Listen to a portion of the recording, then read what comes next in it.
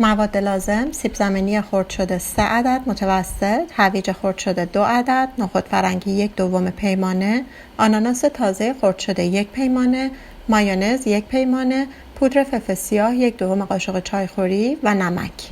ابتدا مقداری آب رو داخل قابلمه بریزید و اجازه بدید که آب کاملا به جوش بیاد. بعدش سیب زمینی‌ها رو که خرد کردیم رو داخل آب بریزید و اجازه بدید کاملا پخته بشن.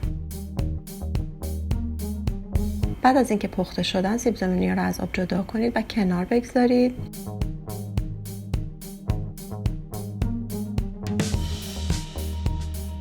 توی همون آب هویج خرد کرده رو اضافه کنید، همچنین نخود فرنگی رو اضافه کنید و فقط برای 2 دقیقه هویج و نخود فرنگی ها رو اجازه بدید تو آب جوش بمونه. بعد از این مدت هویج و نخود فرنگی ها رو از آب خارج کنید.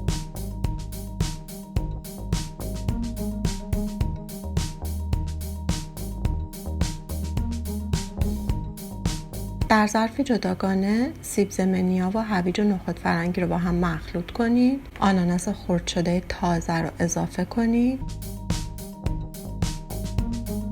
به میزان لازم نمک بزنید. فلفل سیاه رو اضافه کنید. سس مایونز رو اضافه کنید. و مواد رو با هم مخلوط کنید. به همین سادگی این سالاد خیلی خوشمزه و خاص آماده سرو هستش. در ظرف سروینگ بریزید.